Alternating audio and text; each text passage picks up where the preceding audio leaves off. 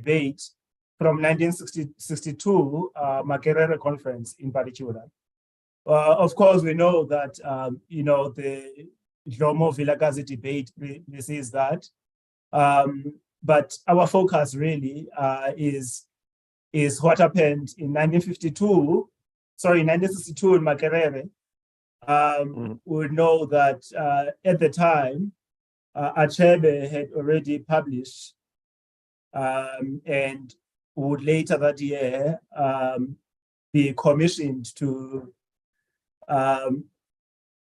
manage the African Writers series, which brought out a number of writers. While because of his role in particular there, and obviously his novel, Things Fall Apart, which came out in 1958, he has unduly been credited as the father of modern African literature. But Mugoma seems to argue that there are some predecessors who are unacknowledged.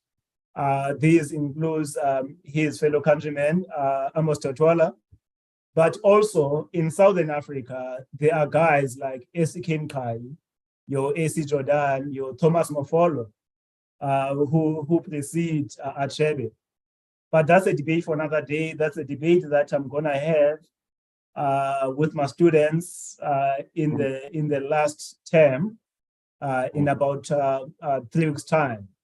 So we're using Mugoma's work quite a lot this part of the world.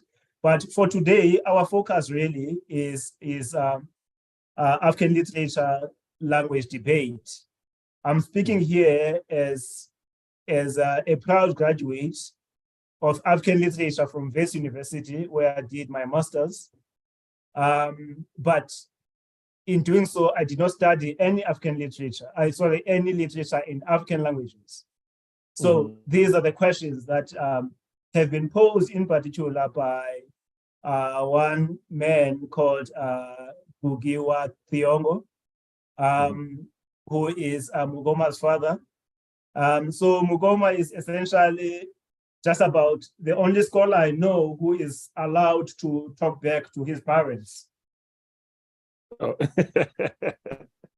So just apart from writing this book, he has, of course, written in many others, a novel, most recently, I believe, and he's written some poetry.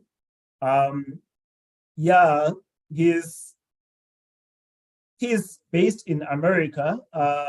Internet describes you as Kenyan American poet. Well, I know you from Kenya, so you'll tell us how you identify yourself. But he's done a lot of work on the continent, among others, founding the Safal Colonial Kiswahili Prize, on which I've had the pleasure of working with him and publishing some of the authors in Imbiza, a literary journal that I edit this side of the world. So without further ado, I'm gonna hand over to Mugoma to do his introductory remarks. We will take questions later on, but if there are burning questions, feel free to inbox us as he's presenting. We'll take them and take the questions later on when he finishes his opening remarks. Thank you. Over to you, Mugoma. Yeah, no, thank you very much, Professor Sipo, and also thank you, Vanessa, for facilitating and making this possible. Yeah, so what you're seeing now on your screen, the story behind it is this was my primary school. This is the primary school I went to, right? This is the primary school I went to. It's called Tigoni. And at some point, a few years ago, I was like, let me take my daughter there. Let me take my daughter and my wife so they can see where I grew up, or land and so on and so forth. So we got there, and on every door to the classroom, there are this list of rules that must be followed, right? And by the way, guys, if you feel free to interrupt me, if as Scipio said, if you have any burning questions and so on and so forth, just Anyway, so on every door to every classroom, there are this list of rules. And for me, the one that was most interesting was vernacular speaking is prohibited, right? So we are talking about 5 years ago or 6 years ago, right? So we're talking about something like 50 years from colonialism. So, but it did remind me of how, you know, when I was growing up in this case in Tigoni Primary School, how would be punished for speaking our languages, right? Speaking our African languages, which is a similar experience that my father Guwadiongo went through, right? You know, so for them, they'll be made to wear, it's about the 1940s or 1950s, you know, they'll be made to wear a sign that says, I'm an ass, right? I'm a donkey, and then they'll get beaten up. So that's the same system I grew up in as well, right? We'll get beaten up if we are speaking, if you are found speaking, and this is on the primary school campus, if you're found speaking your language, you get punished and made to wear the same sign and so on and so forth. But in thinking through the language question, I always come back to one moment, which I always talk about, which is as a young kid, my brother would sit me down and make me practice. She sells seashells at the seashore, right? And also the red lorry went around the red bend, because in the Gikuyu language we don't have the letter L, so we mistake the two. So it's a little bit like Japanese in that sense, right? Anyway, so I would sit there and they'll make me say over and over again, she sells seashells at the seashore, or the red lorry went around the red bend. So I wanted to begin by reading you a passage from the Rise of the African Novel, which of course that you have read, you know, and then continue on, because for me the most animating question is like, why am I a little kid in Limuru, which is a small town in Kenya, right? Some will call it rural, and you know, anyway, like where was I sitting there saying over and over again, she sells the seashells at the seashore, right? Okay, so chat. All right, yes. So I'm just going to read you that passage, and then I'll carry on. I think Professor Pell said I should talk for maybe like 20 minutes. It might be 30 because I talk a lot, but but we'll get there. All right, okay. You are most welcome. Yeah, Noshra. So the chapter that you have read is Noshra in the English Metaphysical Empire. But I wanted to do something that I hadn't done before, actually, which is to read Chinua Achebe's epigram, where Chinua Achebe in the essay English and the African Writer, where he says, is it right that a man should abandon his mother tongue for someone else's? It looks like a dreadful betrayal and produces a guilty feeling. But for me, there's no other choice. I've been given this language and I intend to use it, right? So, and this is trying to set up his argument with Obiwali, who then, in an earlier essay that Chinua Achebe is reacting to, says, this is Obiwali now in the essay, The Dead End of African Literature. One wonders what would have happened to English literature, for instance, if writers like Spencer, Shakespeare, Donne, and Milton had neglected English and written in Latin and Greek simply because these classical languages were the cosmopolitan languages of their times. Literature, after all, is the exploitation of the possibilities of language, right? So I framed up chapter using those two epigraphs. But anyway, okay, this is me now as a kid. Repeat after me. The red lorry went round the red bend. One of my older brothers, turned English pronunciation teacher, would say to me. The red lorry went round the red bend. I would attempt. Try again. Repeat after me. The red lorry went around the red bend. The lead lorry went round the lead bend. You know, because again we don't have the letter L, right? You know. Then my brother would say, okay, try this. She sells seashells at the seashore. Then I would say something to the effect of, she sells seashells at the seashore. So I don't remember at what age the practice finally paid off, and I could say she sells seashells at the seashore, and the red lorry went around the red bend without making a mistake. What we term shrubbing, right? To understand shrubbing, at least amongst the Gikuyu men, that you're mistaking your R for L, right?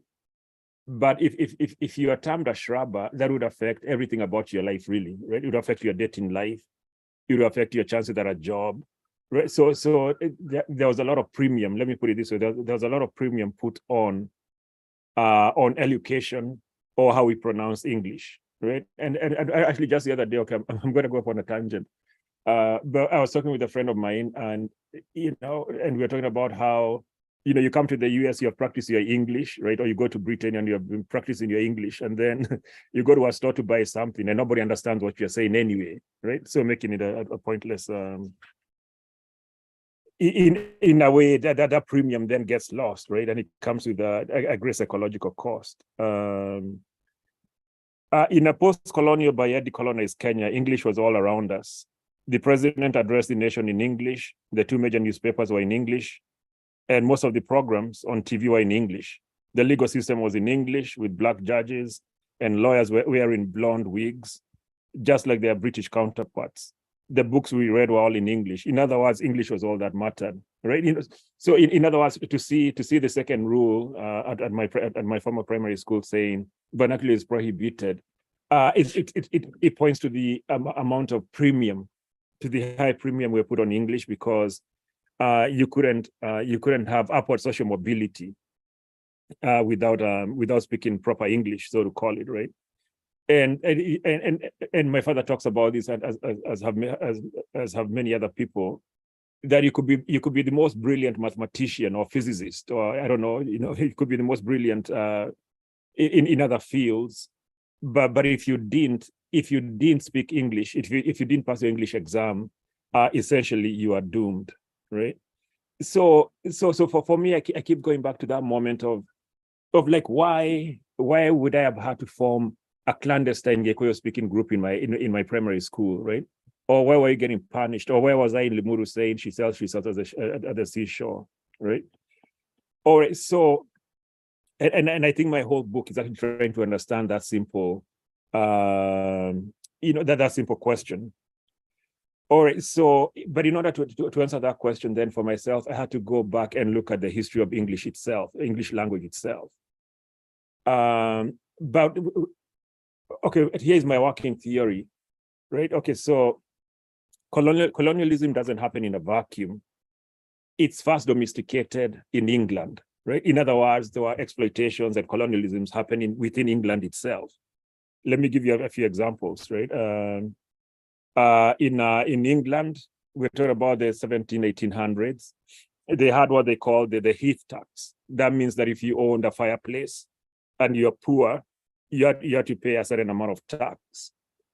Okay, so then when colonialism comes to Africa, that becomes the hat tax, right? So if you own a hat, HUT, if you own a hat, then there's tax you have to pay. But of course, it's monetized, meaning that you can no longer depend on your land. You have to go out and make money in order to pay the taxes. Okay, if you're thinking about class, and especially the attitude towards the elite in Britain, towards the poor, right? You can see how that becomes racism. There's a good line from Frantz Fanon that I like, where he says, "You are rich because you are white, and poor because you are black." Right? You can actually frame that to say, you are rich because you are wealthy and poor because you are poor, right? When it comes to Britain. Anyway, so my working theory is that the language policy follows the same lines, right? English itself was seen, if you're talking about the 1200s in Britain, in 1300s, English was seen as an inferior language, right? So it was seen as an inferior language. In fact, the term that people would use was vulgar. It was seen as a vulgar language, belonged to the peasants, and so on and so forth, because the languages that were in use were either Latin or French, right? Those were the prestige languages, right? But then at some point, Britain decided, or the English decided they needed to have their own national identity. And they realized they very well couldn't do that using another person's language, or another country's language, or another culture's language. So, and when you look at the history, when you look at the growth of English itself, you can see that formation clearly. So somewhere around the 1300s, it becomes possible for you to go and plead your case in English in court, Before that, you had to do it in French, which of course raises questions of, if you're a peasant and you don't speak French, then how is justice being meted, right? So anyway, so somewhere around the 1300s, 1400s, English is no longer seen as, okay, to be more accurate, at that point, English is still seen as a vulgar language, but it is being rehabilitated, right? But for our purposes, the one thing that I think we should all read, if you haven't, would be the preface to the English dictionary by Samuel Johnson, I believe in 1755, right?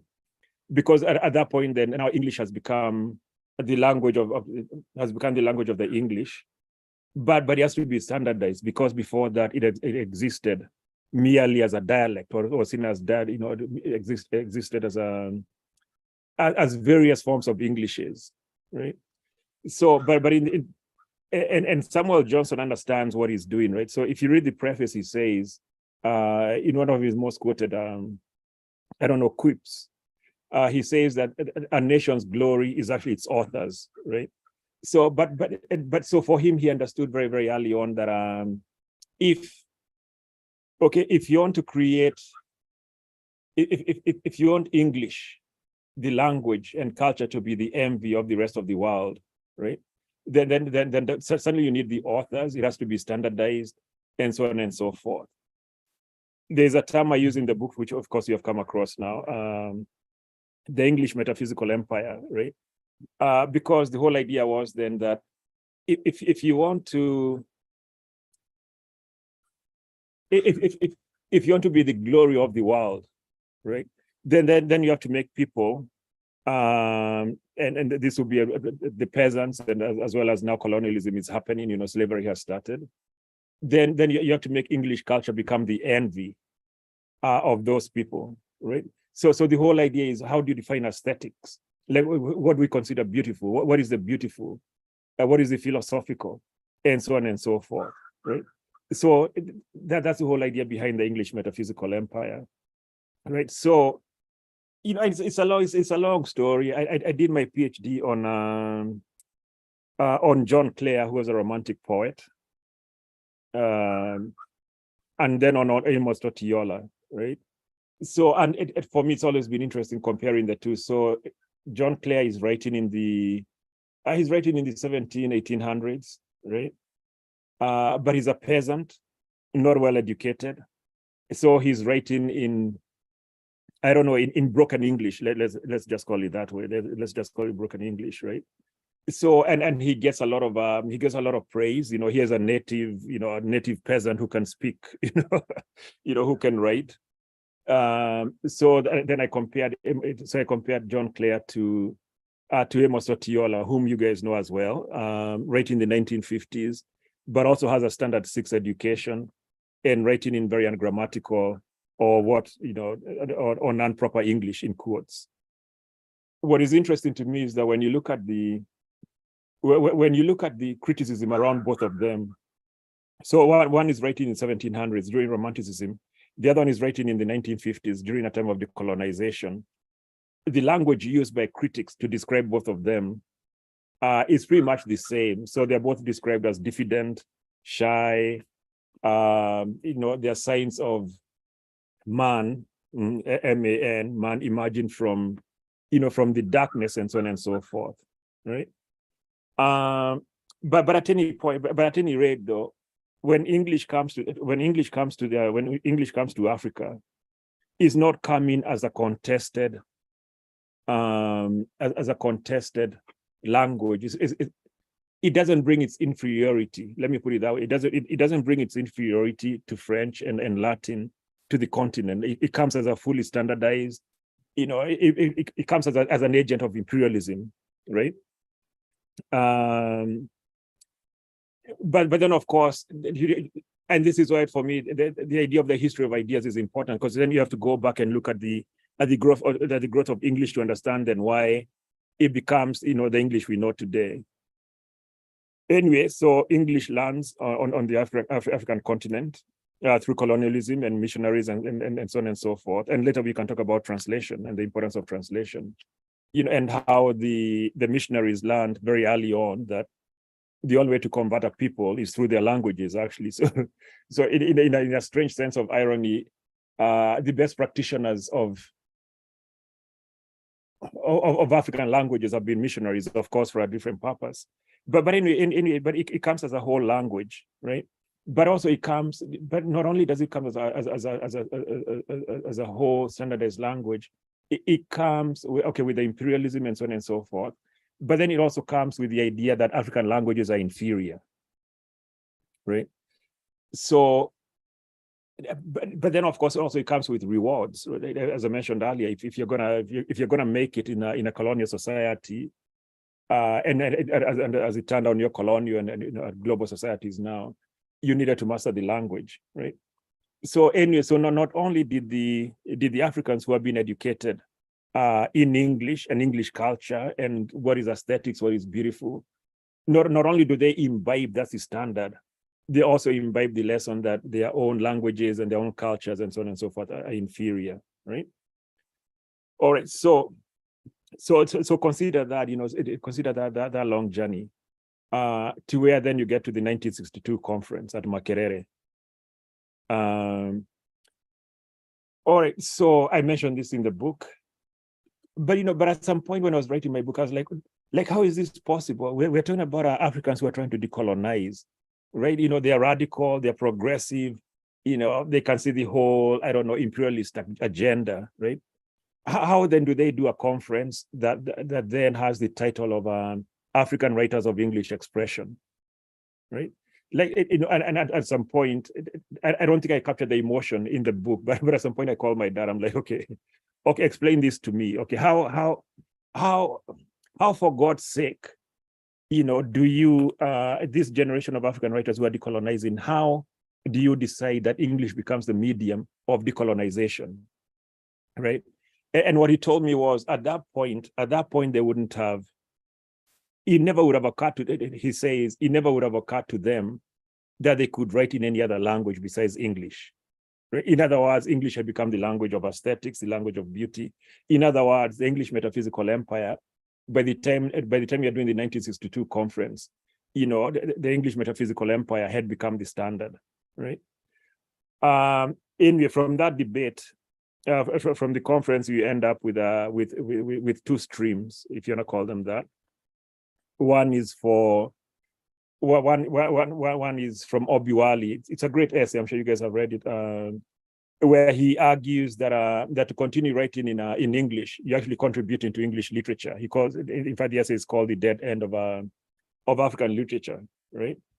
Then you end, yeah, and he does quote Samuel Johnson. The idea that a nation's glory is their writers, right? So Obiwali, he died later, shortly after. It would have been, it's too bad actually, because it would have been nice to see how he would develop the language question.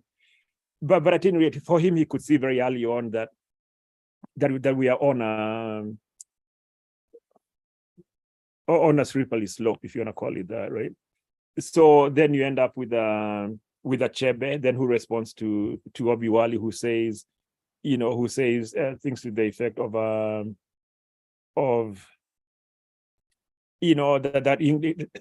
that the only reason he can communicate with another writer from a different part of the country, a different part of the continent, is through English, right? He also says English can be used to unify, and he does say that he has been given the language and he intends to use it. Okay, so you can read that in two ways, and it took me a long time to read it in a more sympathetic way, right? So, because it does call it a dreadful betrayal. You can read it as a pained, or my preferred reading, of a pained admission that for him he has to use English because, well, he has gone through the colonial system, and we can talk about this later when he's asked. So the tragedy of Chinua Achebe actually is that he keeps getting asked why things fall apart doesn't exist in Igbo, his language, right?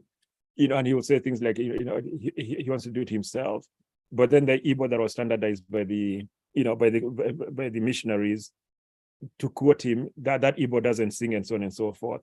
But anyway, you can read that essay not as a bravado sort of statement, as a pained and anguished response to having a language imposed on you, right? So then later you have, Goge Wadiongo responding, and I think Goge has the most comprehensive view of what language is, where he says language is not, language isn't, and I'm paraphrasing here, language isn't an economic transaction. Language carries culture, right? Language carries history, and so on and so forth, right? And then also he talks about the alienation of, he calls it a disjuncture of, here you are, you're going to school learning in a different language, but yet at home you can't communicate with your parents in that language, right? So he does say it does create a disjuncture. But if you're thinking about what language can carry, though, and this is where I also agree with him, amongst the Gikuyu, we have like a dare, like just a normal dare, like I'm going to dare you to do something. And the dare is, so, but what it means, though, is that even those who refused are no longer there, right? But the deeper historical meaning is that even those who fought those who fought against colonialism, those who resisted, are no longer there, right? So I could go to someone and tell them, oh, truth or dare, which has no history behind it, or I could say, all right, so I'm going to move fast because now we are 25 minutes now. Though, just to go back to the language debate, you have Eskia Mfalele, who argues that English can be a language of decolonization, and so on and so forth. So it becomes a robust debate. But the one thing that Goge says is that that for him, at that point, he went to this conference with only one short story, right? Yet a person like Shaban Robert, this prolific Kiswahili poet, he writes in Kiswahili, who had written I don't know how many books by that point, wouldn't have been allowed to that conference, right? And it's this conference that creates African literature as we know it today, which is to say, African literature in English begins with Achebe or Totiola, and so on and so forth, right? So one of the questions I ask in the book, though, is what have been the costs, right? And to me, at some point, all logic breaks down, because the cost has been a people who don't know their literary tradition, right? So, and I think of this in two ways. One, as a scholar, right? I study African literature. What does it mean for me then to perpetuate the same myth, that African literature begins with Achebe, for example, right? So going back to Professor Pio's point, so Achebe was referred to as the father of African literature, and at some point he said, no, I'm not. There are many fathers and mothers, right? But even for him, he means, he's trying to be generous, but within this truncated beginning of African literature. But at any rate, so what does it mean that for us as scholars, right, we are starting the African literary tradition from the wrong historical period, right? And I think that one, also I've said, I think it's criminal that as scholars and critics we do that. But at any rate, we end up missing, early Amharic literature that begins, let's say, in the 1200s. You end up missing early Afro-Arab literature that begins in the 500s.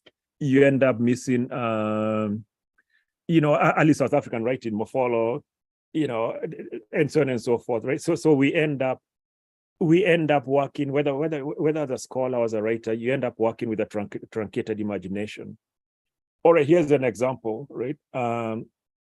In Saul Plager's Mhudi, there's a king, Mzilikazi, right? Mzilikazi, it's a great book. If you guys haven't read it, you should, Mhudi. But anyway, yeah, so Mzilikazi eventually is kicked out. I don't know, you guys will know the history better than me. But at any rate, he gets kicked out and ends up in Zimbabwe, right? But it's a beautiful history in a tragic way as well. But here is No Violet, whom I love her book, We Need New Names. I teach it. Who in We Need New Names, there's a street called Muzilikazi, right? There's a street called Muzilikazi. But because and I haven't asked Nor Violet this, but this is just for argument's sake. But I think because Nor Violet didn't know the earlier history or the literary tradition of Mhudi and Muzilikazi and so on and so forth, we need new names. It just becomes a street. It's just another street called Muzilikazi, right? So anyway, all that to say, there have been, there are costs both for scholars, right, and for writers as well, right? Okay, so okay, where are we now? I would say, when you look at, and I mentioned this in the book, when you look at the literature that we have been producing, at least my generation, the language question is always there, right? So you'll have Adichie say English is mine, which to me, if you go back to Samuel Johnson, to me, it sounds so ridiculous, right? Because you can see how we got engineered, for us to eventually say several generations later, that English is mine. But at any rate, even for her, the language question is always there in her books. So in Half of a Yellow Sun, the characters, she'll say she's writing in English, but she'll always explain, so and so say this in Igbo, so and so say this in Yoruba, right? So it's always there. You have Bettina Gappa, who her book, by the way, she's doing amazing work. She has translated Animal Farm, George Orwell's Animal Farm into Shona. But she has a book called Memory, in which she uses full paragraphs of Shona that are not explained. But when you read the book, it all makes sense anyway, right? Then you have the Jalada Translation Project, which you can find online as well, where they took one of Goge's stories and had that translated into, I think it's over 100 languages now, but most of them are African, right? Which brings us to the question of translation. How do you think about translation? We should have more translation between African languages. Certainly we should have more translation from. We should have translation all around anyway, right? But I think the one that's most important for our times and where we're going will be translating between African languages. But in all that to say that for the younger generation of writers, the question of language, it will never go away. Let's put it that way, right? It will never go away. Okay, so let me just speak for another 2 minutes, then we'll open up because these questions will keep coming back. All right, so I'm a co-founder of the Mabati, of the Safal Cornell Kiswahili Prize for African Literature. And what that has done is to give me a front seat into all the issues in African languages, right? Okay, consider this. Okay, Kiswahili is spoken by over 200 million people, could be more, across five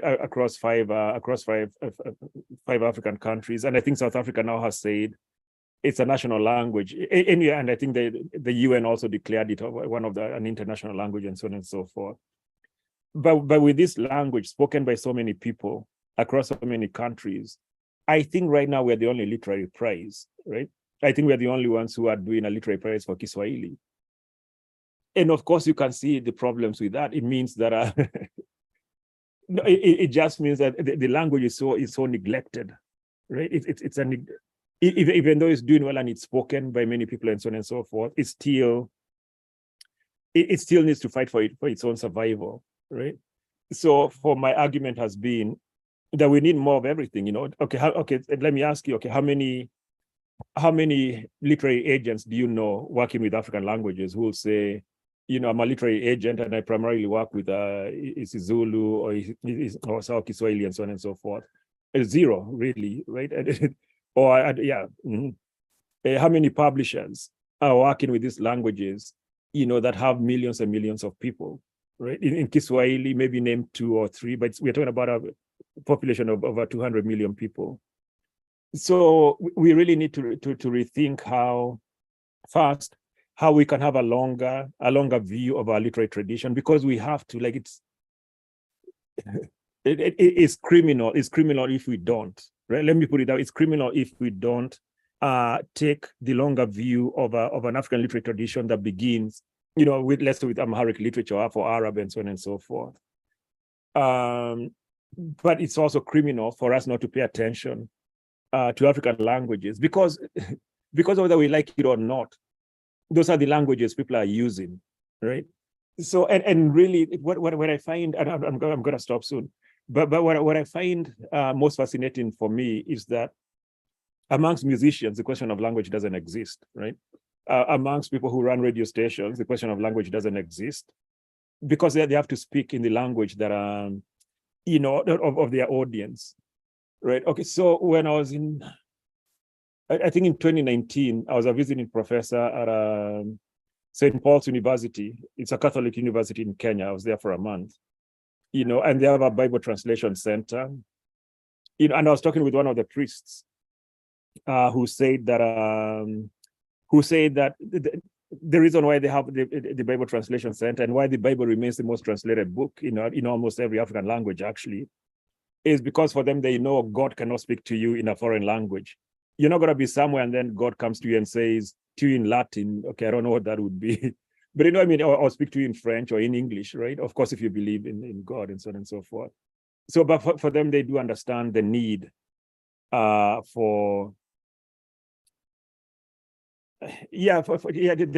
need to use the language that people understand and they can speak. But let me stop there, and then because I see somebody's asking a question. Alfrena. Hi, good morning. Good morning, everyone from Trinidad and Tobago in the Caribbean. I hope that you can hear me. Mm. Yes? Yes, we can hear you very clearly. Okay, thank you. Okay, thank you. Thank you very much for this very informative webinar. This is my question. Caribbean Barbadian novelist George Lamming in a 1970 interview asserted, quote, "The English language does not belong to the Englishman. It belongs to a lot of people who do a lot of things with it. It is really a tree that has now grown innumerable branches. It stopped belonging to England a very long time ago," end quote. Professor, can you share your thoughts on this, please? Thank you. No, thank you. That's a great question, actually, because, okay, English will have different, I think the language will have different meanings, right? Depending where we are, right? If you're thinking about the global south, right? Depending where you are in the global south, English will have a different meaning. I think for me, my main worry, let me put it as a worry, is that we are using or we have allowed ourselves to use English at the expense of African languages, right? But certainly, if you grew up in a country where English is your first language through colonialism and so on and so forth, then it was George Lamming in The Castle of My Skin. Somebody's asking the name of the author. But if you grow up in a country where then you have no choice but to use the language, then certainly, yeah. In fact, Achebe does say that the last part of his sentence is that he has been given the language, of course, but in this case, the language has been forced on him, but he intends to do things that are unheard of with the language, right? I don't know. For me, I would say, I don't know if you're from the Caribbean, there's Creole as well, right? So we have different registers. Now, okay, that could bring the questions of if you write in Creole, for example, will you get published? Will you have readers and so on and so forth? But I think we can concede. I think we can concede the principle of writing in one's first language, right? As a rule, and then we can have intervening. Then you'll have intervening circumstances. If that makes sense, right? I don't know. For me, I do have a hard time to say English is mine, and it could be generational as well. I mean, I was born 60 years after colonialism, right? And for me to say English is mine, as Adichie says, is to somehow validate Samuel Johnson's idea of our English metaphysical empire. But certainly, even my father says this: write in the language you're comfortable in, right? So if you're comfortable in English, write in English. If you're comfortable in an African language or other languages, or Creole and so on and so forth, then write in that. I think the contention is that often people who will say English is mine on the other hand, they also say we shouldn't write in African languages, right? But if we move from the position that all languages are equal, as we say about human beings, understanding then that, okay, all nations are equal, understanding then that some will be more equal than others, but still, I think if we consider the principle, all languages are equal, and whether it's spoken by 2 people or 100 million, and those languages carry history, and culture and philosophy and so on and so forth, and should be treated equally. For me, that would be a good starting point. Thank you very much, Professor. Thank you. Thank you. Okay, thank you. Thanks, Mukwako, for those insights.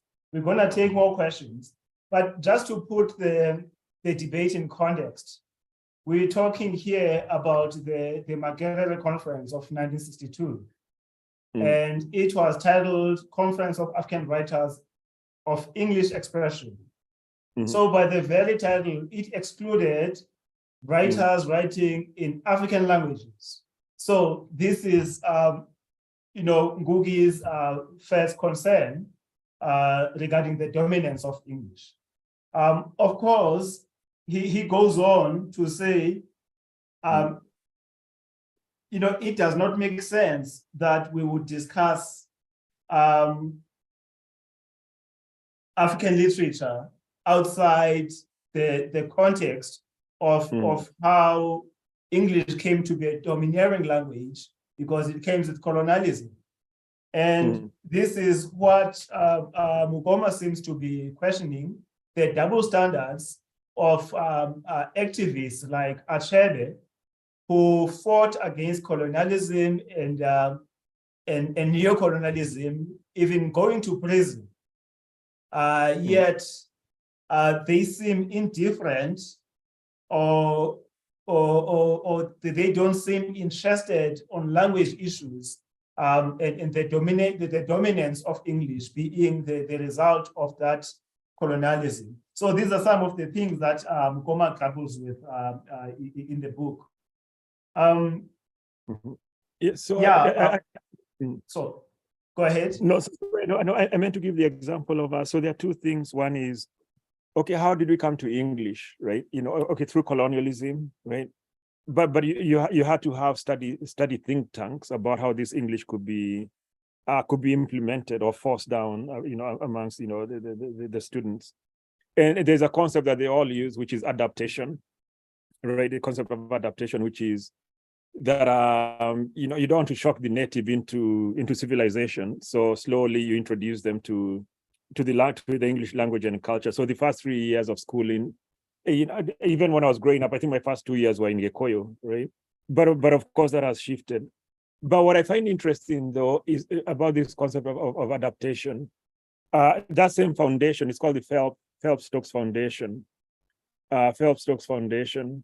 They were also responsible for giving the ideological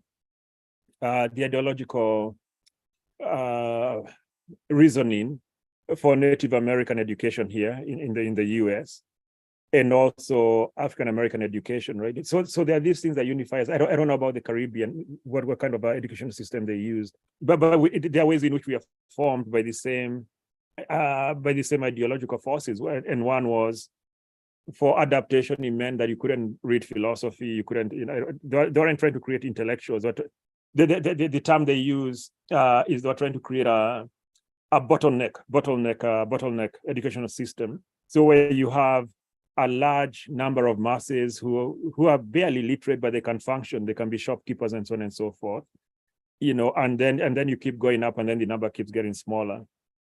In the Congo, by the time Lumumba was coming into power, in the Congo, they had only, I believe, 17 or 19 graduates. You know what I mean? Like people who, so this is a country that had been colonized for a long time, but only 19, you could only count upon 19 graduates or PhDs, right? So meaning that he himself then had to rely on the former colonizers. So that's one. But anyway, when it comes to language, so my father did this play, I'll Marry When I Want, which was in Gikuyu, right?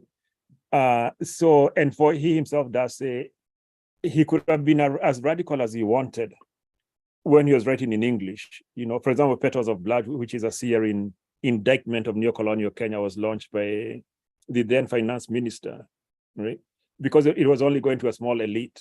But it's only when he started using a language that, in this case, the Kikuyus could understand, that he became a threat to the government, meaning that that finally, for the first time, he had a direct connection. His politics, let me put it this way, his politics and the people he was speaking for and the language were all one, right? And and the government has worked really hard at that point. The Moi dictatorship worked really hard to eradicate that example. So first, the Kenyatta government, the first dictatorship we had, threw him into detention. Then the Moi government that took over, we're talking about the 1980s now, that took over actually erased, tried to erase that whole memory, and in fact banned that polytechnic, banned the play area, Kamere do Santa to the ground, and build a polytechnic, right? So for me, I always find that fascinating that when he was writing radical tracts in English, nobody really cared, right? But when he started writing in Gikuyu, then the government started caring. Okay, thank you. Noted, Libona. I just want to read this passage from Gugi the Senior. He actually says the language of African literature cannot be discussed meaningfully outside the context of those social forces which have made it both an issue demanding our attention and a problem calling for a resolution. So, and Mukoma raises one of the issues that affect me directly in his book, where he says, imagine writing a book that those closest to you, your father, mother, relatives, and friends, cannot read.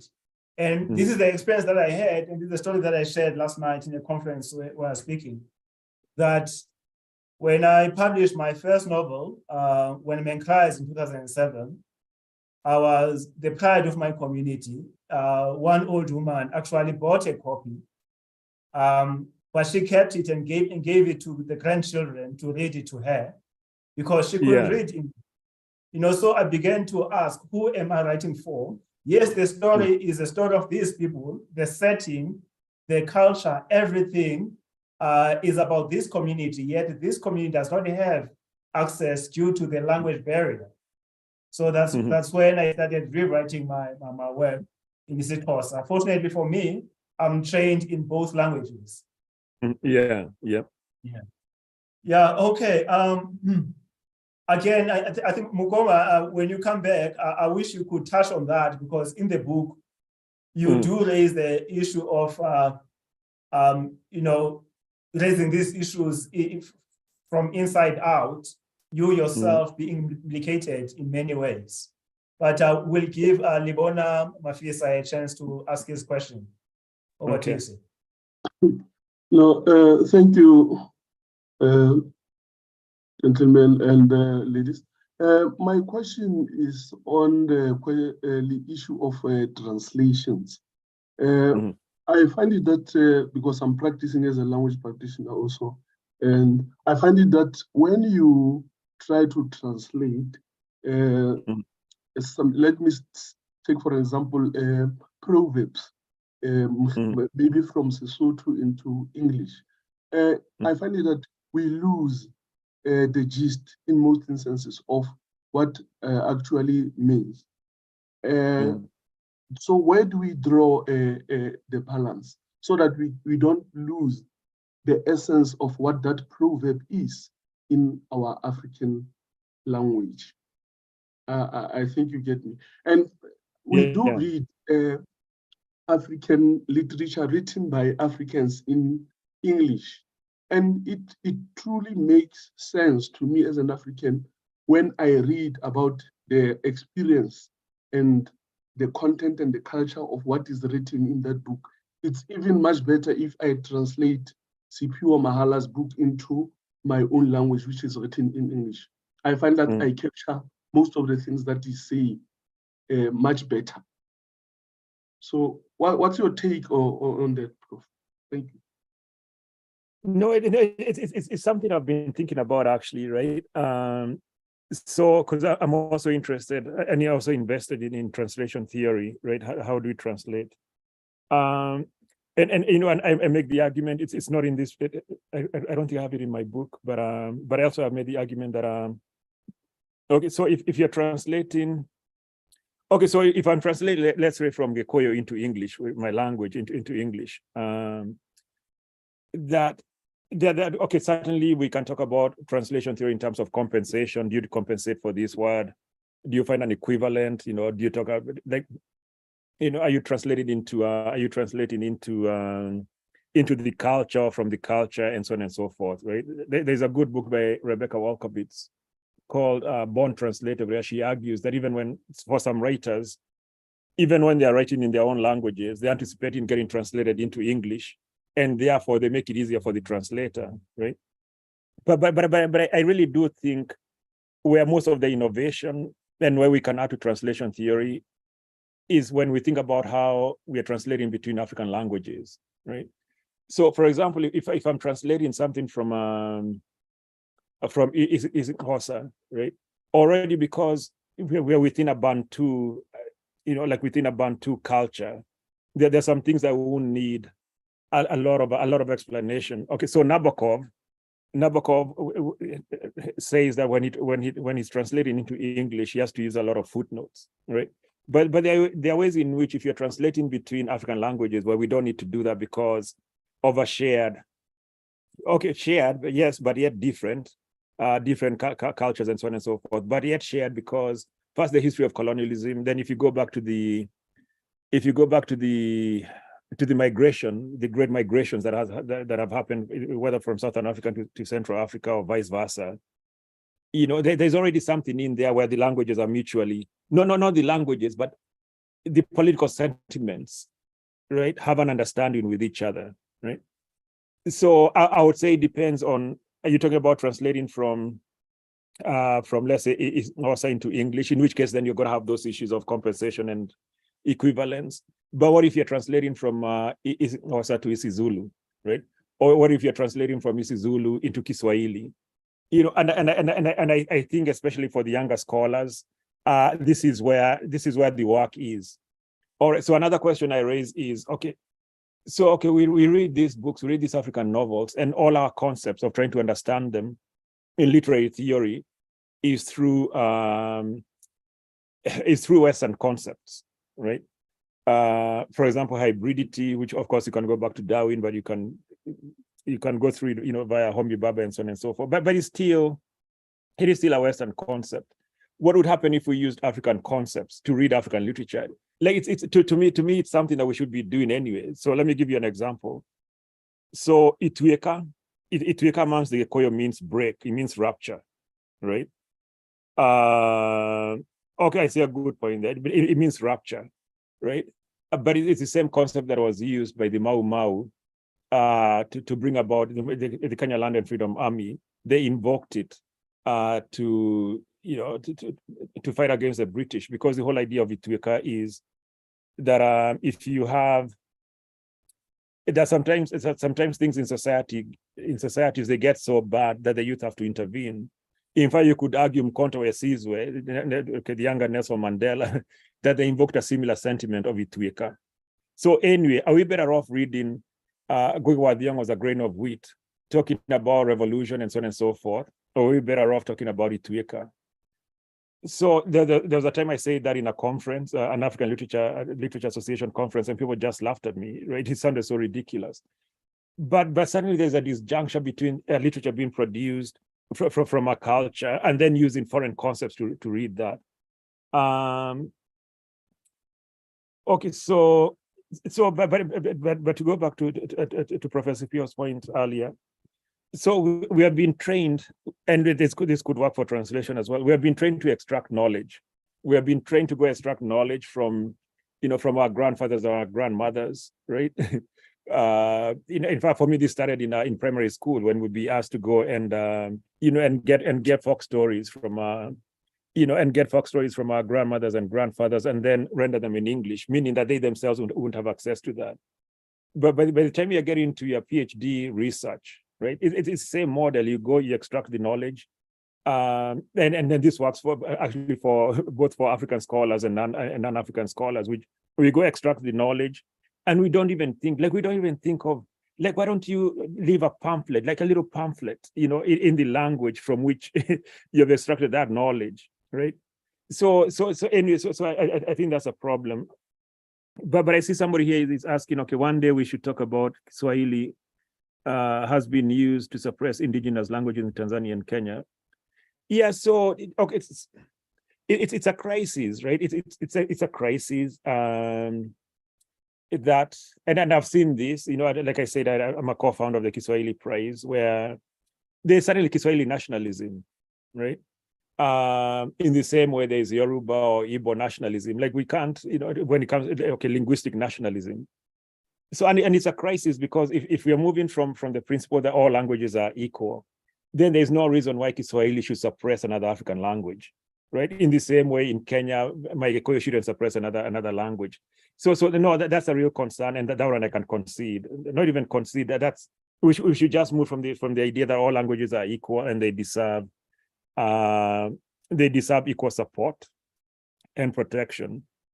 But to get there, though, we need the governments to intervene, right? We need governmental intervention, because scholars, we can only do so much. Writers, we can only do so much. Certainly scholars, we can only do so much. So there has to be like a language awakening. We need a language awakening, and to find value in these languages. So if you grow up in Kenya, you'll speak maybe 2 or 3 languages, sometimes more. Why don't we see that as a resource, right? Like, why can't we put money into that? Why can't we train people, in translation, and not just in a literary sense, but also when it comes to business dealings and so on and so on and so forth. So we need to see. Okay, so Africa has over 2,000 languages, right? Over 2,000 distinct languages. We need to see each one of them as a resource. So I completely disagree with the idea of Kiswahili or any other language suppressing other African languages.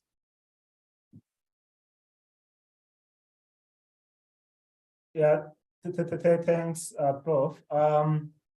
Yeah, we'll take probably one more question, and then we'll have to wrap it up, unfortunately. But there are questions that are coming through. One of them being the question.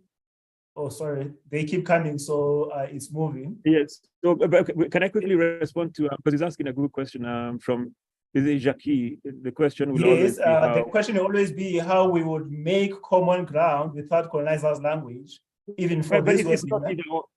Yeah, but it's not either or, right? I mean, here we are speaking in English. You know what I mean? So the way I look at it, it's not either or. It's not African languages versus English or European languages, right? We use all the so okay. It's not necessarily about the master's tools. It's about using all the tools we have available, right? So if you look at, sorry to interrupt, can you make it clear between your father's philosophy and yours? Where do you differ? All right, so I don't think there is much difference here, because maybe the younger Gobe would have argued for it's either or, but even then he'll still, like, his theory is in English, right? So I think what we need to reject is the either or model, right? For example, the short story that okay, let me put it here because this might be of interest. Okay, Jalada translation projects. So, for example, what happened, and this is like, for me, it's good practice. It's good to see, okay, praxis, right? Theory and practice, right? So in this particular project, Jalada, and these are young Kenyans or young Africans, they took a short story written by my father in Gikuyu, right? That he himself translated into English, right? That then all the other translations, for people who don't speak Gikuyu, of course, then when they went through the English translation, right? So there are ways in which we can make English useful. I mean, it just becomes another language of it's pragmatic and so on and so forth. But the model I refuse is the one that says either we are writing in African languages or in English. Like, no, we use all the tools we have. But with that said, though, if we believe, okay, if English is a bully, right? If the English language is a bully, right? Shouldn't we be more worried about the languages that are being bullied? You know, English will do fine, and this is where I disagree with people like Adichie. Like English will do fine. It's already an English metaphysical empire, right? Like it will do fine. You know, in the airports we'll use English and so on and so forth, right? But shouldn't we be more concerned about the languages that are being and the knowledges that are being lost when we lose these languages or when we don't develop them, right? For example, why can't we talk about I don't know, astrophysics in isiZulu or in Kiswahili or in Gikuyu or other languages, right? So I would say my main worry isn't English. And English will do fine. I mean, you know, I teach at Cornell. I'm teaching at the Department of Literatures in English, and that's a story by itself about how we got the name change from the English department. The language will do fine. So, but shouldn't we worry about the other languages? Yeah. Okay. Yeah, I'm hearing more of Achebe in you. Because there's that line where he says the national literature of Nigeria and many other countries of Africa is or will be written in English. All I have done has been to look at the reality of the present day Africa. So, so no, I would disagree a little bit, right? Because, okay, let's look at the reality of it, right? Okay, so if you're writing Hausa, like if you're writing Hausa popular literature, your book will sell 100,000, 200,000, maybe 50,000 copies, right? And those writers won't get invited to an international conference, right? Even though they're outselling me by astronomical numbers, So then here I come with my book, written in English, that are sold maybe 500 copies. Mrs. Shaw, to be quite blunt, Mrs. Shaw, my novel possibly hasn't sold more than 1,000 copies. So why should I be seen as the real writer, who will get to go to these conferences and so on and so forth, as opposed to somebody writing in Hausa who is selling 100,000 copies? So I would say it's complicated, right? Because then we have to think about publishing. We have to think about how we are naming things in the same way that what makes, okay, if Kiswahili is being taught in South Africa, doesn't that make it an international language? Like, why does it have to be international when it comes to Europe, right? In the same way, within world literature debates, what is world literature, right? Would we consider, Lawsuit of the Twins, or Chaka, should we consider that world literature? Or does world literature have to be in French, and so on and so on and so forth, and English and so on and so forth? So no, I think we need to recalibrate. I think we need to recalibrate, but I think if we move from the principle that all languages are equal, and all languages are equal, but we're failing others, though. Or to go to Animal Farm, okay, all languages are equal, but some are more equal than others. Yeah, absolutely. Well, just another reminder, this session has been brought to you by the Johannesburg Institute for Advanced Study and the English department at the University of Johannesburg. So our focus has been this book, The Rise of the African Novel by Mukomo Wabugi.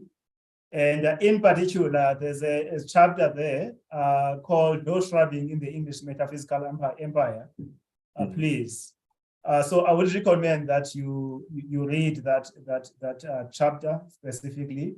It's also available online via your library. And Mukoma ends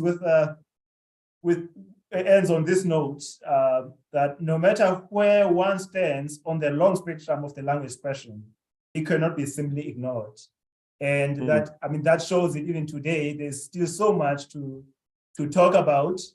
I will give you another moment. We're already over time, but I'll give you a moment just to do your closing remark.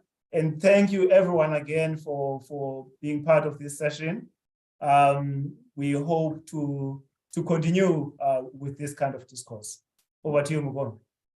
Yeah, no, thank you so much for having me. Of course, I wish I was in person, but thank you so much for inviting me and give me a chance to think through some of these questions. And also, of course, the question that I think that will stay with me is, can African languages become imperial languages, which is what's happening, So Jackie, I'm not sure if I'm pronouncing his name correctly. I think he has a good point there. I would say, okay, so African languages need resources, right? Like we need. Okay, let me end with this. Okay, so if you consider, even for English itself, how many literary phrases can you name for the English language within the continent, right? Maybe 10, but we're talking about a population of 1 billion people, 54, 55 countries, right? So already even English itself is under-resourced anyway in that regard, in terms of agents, dealing with African literature and so on and so forth. But it's even much worse for African languages, right? So I think it's a question of where then we put our resources, intellectual, financial, and so on and so forth. But I would say I think the most important contribution we can make as scholars and writers is in one, thinking through the literary concepts we are using, especially for the scholars, right? Like we can't keep going to hybridity or Derrida. Like it's I mean, at some point it's a bit ridiculous, right? Then the other one would be where do we start the African literary clock? I think we need to go back to, like, when we're teaching African literature, like to take the long view. So my book was just an example of, if we took early South African literature, like we can see there's a through line, right? There's a conversation that's happening, even though not acknowledged by scholars and so on and so forth.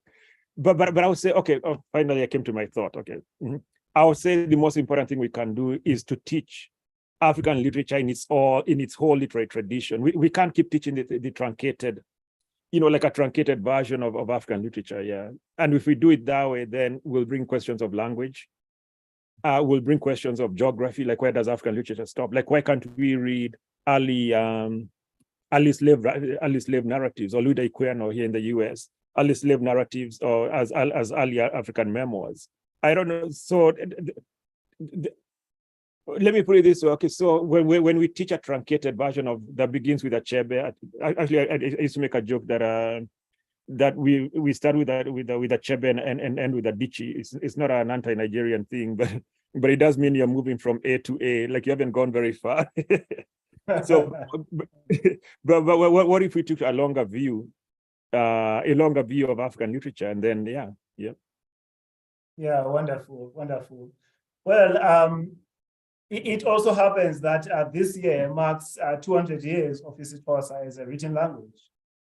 And I understand that the UN declared the decade between 2022 and 2032 as the decade of indigenous languages. And I think all of that means is that we need to, language needs to be at the center of the discourse. And I think you have done that for us very well. Thank you so much, Professor Mukoma Wagugi. Thanks everyone for participating. There is a recording, so it will be available online. And I see Marcelo wants to ask a question as we are closing. Okay, we can afford another 5 minutes, Mukoma. Would you be able to? Okay. Marcelo, please feel free to ask your question. Just thanking. Says it's just saying thank you. Okay. Thank you. No, thank you as well. Yeah, no, thank you. I missed the signs. And we shall talk about your physical presence in South Africa at some point, but it's something that must happen. Okay, no, sounds good. And thank you for the invitation, and and thank you for the conversation. Okay, thank you. Thanks, everyone. Okay, bye.